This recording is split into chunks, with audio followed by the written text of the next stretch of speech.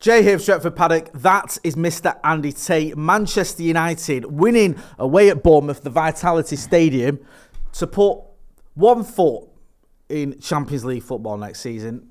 Pretty much almost both feet, if we're being brutally honest, Andy. Do you feel like we're there now? Yeah, you're at the airport. You see the runway, you see the plane. Yeah. We're nearly at checkout. We've got our passport. We've got our ticket, our boarding pass. We got our club 18 to 30 holiday ready to go for the summer. So so we're on the tarmac. We're just ready for takeoff, and we're just nearly there. Just nearly there. So We've just got to hope the sniffer dogs don't catch what we've got. Yeah, that's the only hope the Scousers could have. Contraband, sniffer dogs at Manchester Airport to get in the Champions League. But I thought it was good today. We had a few scares, but Bournemouth is safe as well, and they had one or two scares. But I think we did all right today. But I'm just gonna say it. Even my brother knows. I think Bruno had a bit of a stinker today. Second half. Wasn't his best game, was it? Wasn't his best game. I do like Bruno Fernandes, but it wasn't his best game. It wasn't his best game. Casemiro, so influential as well. Yeah. I think he's got his confidence, his mojo back as well.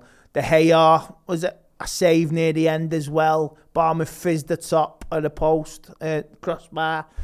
But we had nothing going forward again. We get into so many good positions, and Antoinette, lad, you've got a right foot as well. Use it, lad. He did use it, to be fair, at one point, didn't he? But he scuffed his shot well wide. Yeah. So I think that's why he doesn't like using his right foot. Obviously, you mentioned there Casemiro thought had a good game. Who do you think played well today? Who do you look at and go, Casemiro and, I'll go with Varane, Luke Shaw. They played well as well. Wan-Bissaka, yeah. There was no mistakes, and it was a professional performance, and he's got 2 games under his belt now, and I would say just playing just to get on a Thursday, just to get a result over the line on Thursday, and like I say, rest players ahead of the Fulham game for the following week against City. So we're almost there. Part 1 is almost done. Then we concentrate on part 2, which stopping them winning the treble. How important do you think that is as well? You made that point there about rotation and stuff like that, and the big game coming up. Obviously, 2 big games in the league, or get a point from one of the first game, the Chelsea game, and then you can have a bit of a breather Fulham game. How important do you think that is as well, to be able to rest players for that Fulham game, to be able to go into that City game, the FA Cup final, having players that have not played right to the death in the season? I think it's a luxury now. It's a blessing. We've actually got that luxury because we went out against Sevilla. We've been doing that, and we've actually say a week's preparation for Wolves, win. Another week, another win. So we've not had that preparation. I mean, you come back in here about another 10, 15 years, how many 3 o'clocks did we have? Yeah, no. This is only our 3rd 3 o'clock game of the season. Really? Is it? Yeah. I didn't realise that. It's Crystal Palace, this one. Maybe somebody else could shout us in lights. I think there's only 3 this season, which is beyond a joke. Beyond a joke. Alejandro Garnacho came on, full of beans, running at players, causing problems. I don't know about you, but I just love seeing him in United. I just think he's great. Oh yeah, definitely. He's one for the future, and he's going to blossom. And I'm glad he's not going to that tournament, mate, because we need him. We do need him. We do need him because at one point it looked like he was going to, didn't it? I know. If there's any chance of winning the FA Cup and protecting the past to preserve the future, we need him. We really need him because there's a few stressful weeks ahead, but obviously we've got another 2 weeks. I'll deal with the anarchy on the day. You just mentioned there earlier about our attack. It's obvious we need a number 9. Like, we're crying out for that.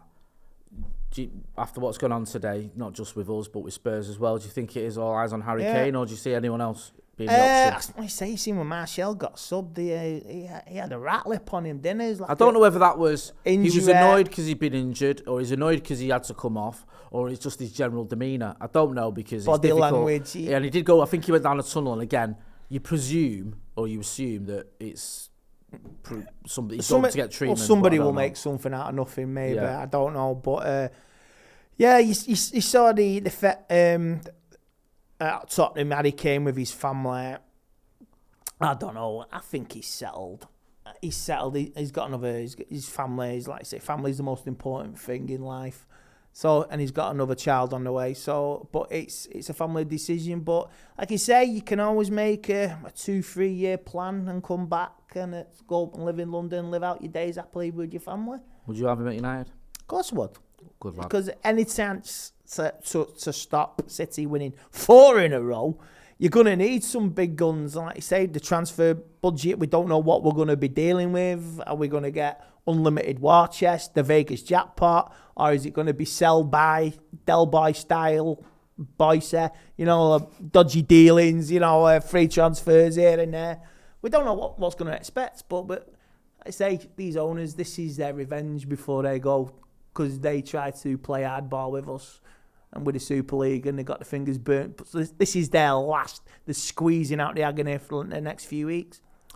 Squeezing out the agony for the last few weeks. Get my words out. I'm squeezing out my words. But hopefully there'll be no agony for Manchester United on the football side of things. We've got 2 big games coming up. We take 1 point from them, Champions League football, and then, like you say, the FA Cup against Little City, and maybe Alejandro Garnacho could be the secret weapon. Andy, where can people find you? You can find me on here. You can find me on the Man United agenda, and you can find me in rehab if Man City win the treble. I think I'll be joining him. That's been Andy Tate. I'm Jay Motti. This has been the review of Manchester United winning at Bournemouth. Thanks for watching.